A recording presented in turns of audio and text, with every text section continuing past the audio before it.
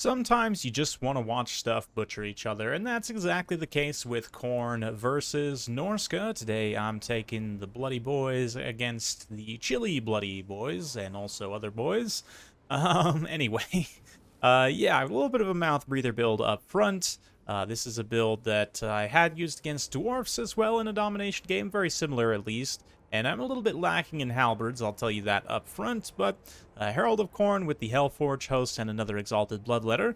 Two Blood Reapers, all three of these characters have no abilities, they're just stripped down as much as possible, be at their base cost. We've also got 5 regular Bloodletters, so you can see we're just going for a very clear anti-infantry approach at the start. Just murderize anything we can. I also figured with the magic fire damage that the Exalted Bloodletters would trade pretty efficiently versus Skin Wolves of any variety, given that Skin Wolves rely on their physical resistance and are also weak to fire damage, right, because that regeneration trait. Figured the Exalted Bloodletters would trade well into a number of targets.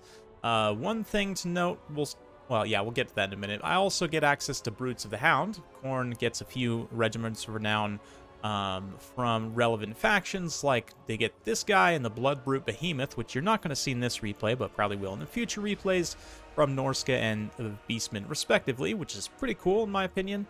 We've also got Spawn of Khorne, 4 of them, 2 Fleshhounds, 2 Furies, and 3 regular Chaos Warhounds of Khorne. My opponent here coming in with the Marauder Chieftain on a Mammoth, very cool. Got the Axe of Cormac for extra base weapon damage and melee attack, plus flaming damage as well. Synergizing that with Lure of Fire, got Cascading Fire Cloak, Flaming Sword of Ruin to give magic fire damage to units if they need it, like these Armored Skin Wolves. He's also got Brutes of the Hound, Marauder Berserkers, some Hunters with Throwing Axes, and some Spearmen. In reserve, Miststalkers, Famir Regiment of Renown with Vanguard and Stalk and Terror. Going to be very, very strong. Another regular Famir Warrior, Ice Wolf Chariot, 2 Throwing Axe Cav, 2 Warhounds, 3 more Berserkers, and 2 Poison Warhounds. So we're going to be crossing the Sea of Claws on this map, and very thematic and appropriate to be up in the north with these 2 factions squaring off. It'd be very interesting. Generally, Norsca has been known as a monster hunter faction, which is why I didn't take like a big scary Scarbrand or something like that against them. And I will admit, you know, I am weak in that I don't have halberds. Historically, halberds have been pretty good against a lot of what the Norskins can bring, because they tend to bring a lot of monsters in themselves. You know, mammoths, skin wolves, Famirs, all of them, to a degree, would be countered by halberds. So definitely a weakness, I would say, from the outset of my build. You could easily just cut one of these Bloodletters and upgrade a couple of the others to halberds. Maybe bring a Warhound up front with the rest of the funds. I'm not really sure. I'd have to look at the costs again, because some of the costs for Khorne have changed, as has some other stuff. The balancing is still ongoing, so even if I told you right now what it is, it may not be final for what Immortal Empire's releases as. So anyway, Skin Wolf's going to be moving in. We have a lot of unit models, quite fast. They are Monstrous Infantry, but Monstrous Infantry no longer counts as infantry for the purposes of capture weight. They now count as monsters, so they'd have about the same capture weight as this Marauder Chieftain, which is less than that of infantry, and now less than that of cavalry as well after the changes, I believe. I'm getting it all right. Anyway, a little bit of camera glitches. I'll try and refrain from that, but we'll get a nice cinematic shot of the Bloodletters advancing in a nice mob here. 2 Blood Reaper heroes up front. 3v1, I'm not too worried. Typically in single entity fights, you know, numbers wins out almost always, even though these guys are very cheap. I think the Herald's like 900, these guys are maybe 700 a piece. So altogether, that's what, like 2200, which is actually probably not that far off the cost of the Chieftain on the Mammoth, especially given his kind of stripped down ability kit as well. So we'll see. Value trade-wise, I'm pretty confident if we get a little triangle around him. I might lose 1, maybe even 2 of them, but we should still be able to win. We'll see. But forces just kind of squaring off here, getting ready to fight. We're going to be calling in some reinforcements momentarily, but I just want to keep it close. You can see the Hounds coming in the background. We're going to be contesting with some mobile units, both down on that low ground objective. But here comes the Mammoth. Let's watch him get into combat here. Nasty big shot straight into the Bloodletters. A few of them just immediately evaporate. And the collision damage also, you can see as the Mammoth walks through, he's just doing extreme damage. So hopefully this means that you can't just cheese with some of the big monsters and just continuously walk through units almost as if they were a chariot. But Bloodletters are going to get into combat here. Nice Flaming Sword of Ruin. Excellent support spell. I've been extolling the virtues of the spell throughout early access, and I will continue to do so. Giving that fire magic damage is a huge damage spike to the Berserkers. Also increases their base weapon damage, which for Berserkers is significant, especially against an unarmored target like these Bloodletters. So with that magical support, it's going to be a pretty brutal time for the Khorne lads here. That being said, we've got, you know, heroes duking it out. Should be doing a great job also. Amassed a huge mobile force of Fleshhounds and Warhounds down to secure the low ground objective. We've got the Skin Wolves moving up with support of Warhounds. I don't see the Miststalkers either. They're going to come in and cause me huge problems in just a second, but the center infantry fight with the magical support of Norsca actually went pretty badly against me. I'm not too happy with how that engagement went. Value trade-wise, I think we're pretty close to even, if not Norsca being slightly ahead, but none of these units will truly trade well into Miststalkers, and in general, the Famir, with their magic damage, the fact that they have lowish attack isn't going to matter so much against Khorne, given that Khorne tends to have relatively low melee defense at the cost of having great offensive power, so I really like the pick of Famir here.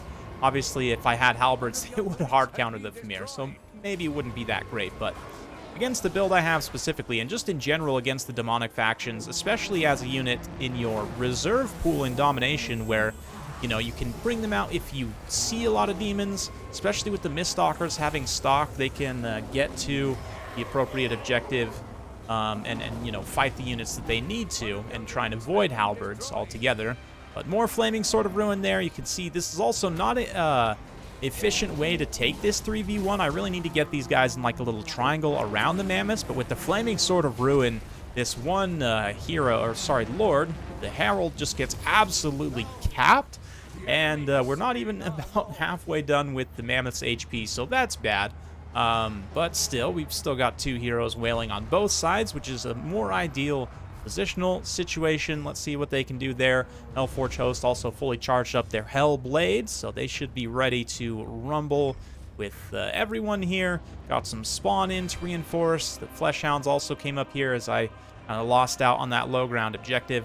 Got forces now moving in to try and seize this objective number 1. Fortunately, a little bit of mismicro by me leads to the Warhounds getting routed quite quickly as the Furies just kind of watch. I don't get the attack order off in time, but more Flaming Sword, as is appropriate here, from Norsca. Just helping to cut through those demons all the more efficiently. My own characters getting into combat, they also deal flaming damage, the Blood Reapers, so they should be able to just like maul the Skin Wolf models. That being said, the Chieftain, if he gets a good engagement, like one of my heroes is wavering in terms of leadership, right? So really not great. You know, a few factors I think went into me losing that.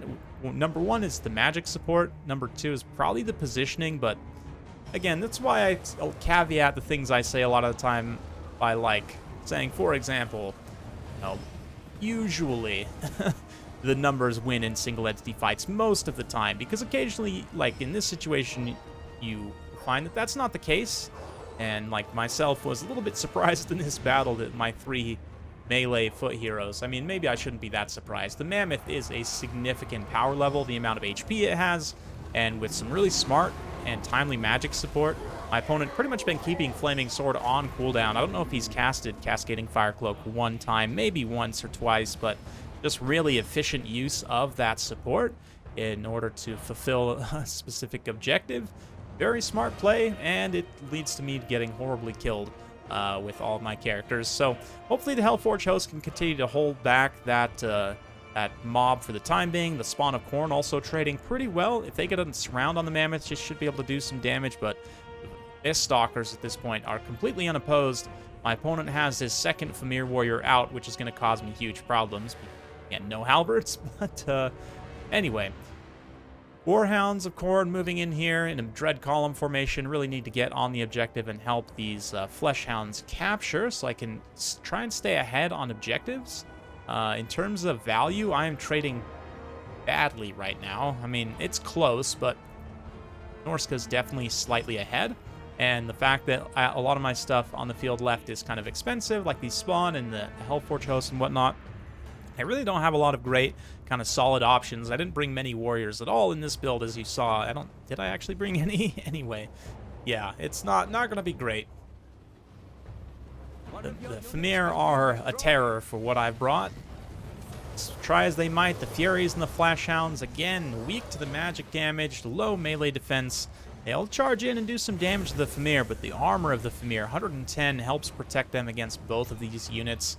Nice cascading fire cloak to buff them up to 66. Melee defense, increase their weapon damage as well, given their primary AP spread.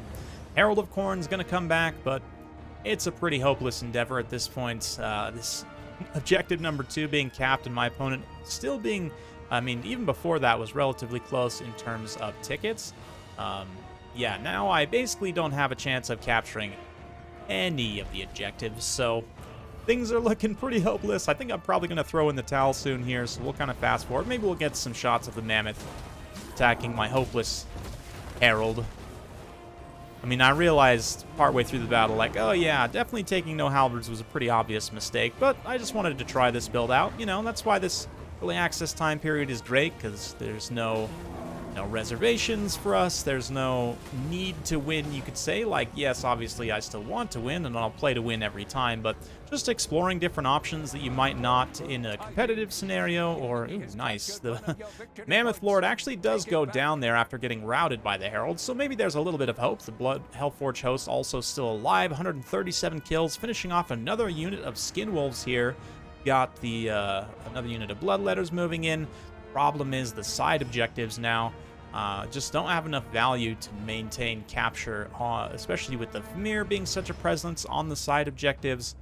We'll see. Maybe I don't throw in the towel, but if I'm able to recapture this center objective, could be quite beneficial. We're going to rush in with the Khorne Warhounds, get a little charge, just interrupt the Skin Wolves so that the Hellforge host can get back into combat with them. Let's see. Herald also running back. Now we've got Norscan Warhounds, Berserkers coming back, Brutes of the Hound coming back.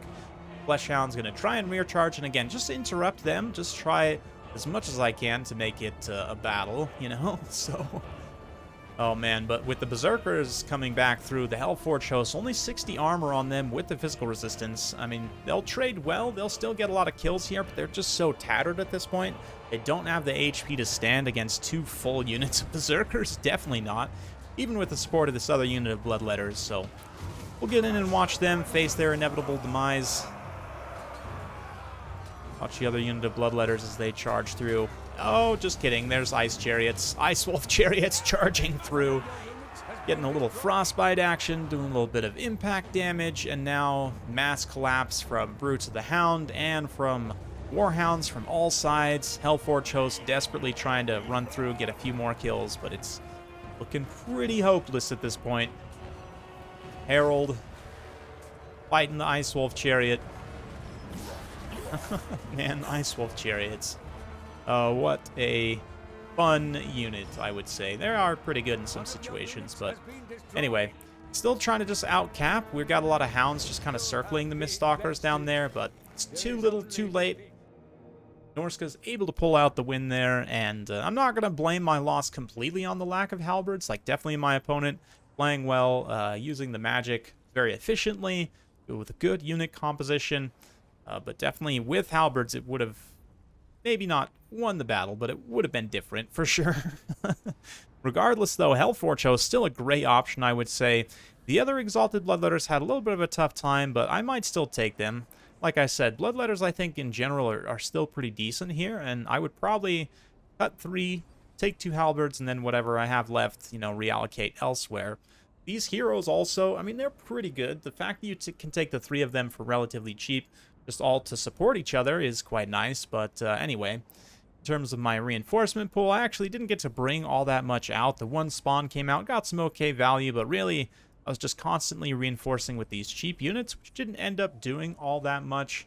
The Mammoth, of course, gets absolutely insane value. Shaman Sorcerer, great support, doesn't get any damage value directly himself, but the support is super efficient, helps all of these Berserkers and other units trade well into the Demons. Miststalkers and the other Familiar didn't get a lot of value either, but just the presence was enough that I had a hard time dealing with them. Even against a more sensible Khorne player who's going to take, you know, like 3 to 4 plus halberds against you, I would still probably take at the very least the Miststalkers in your reserve pool, but Marauder Horsemen also didn't get used. The Norscan Hounds, though, did a great job, and again, great value on the Berserkers. So hopefully you guys enjoyed watching this one. If you do like this sort of content, be sure to like, subscribe, hit that bell notification button. Every time I upload a new video, you'll be notified. Thanks again. We'll see you next time.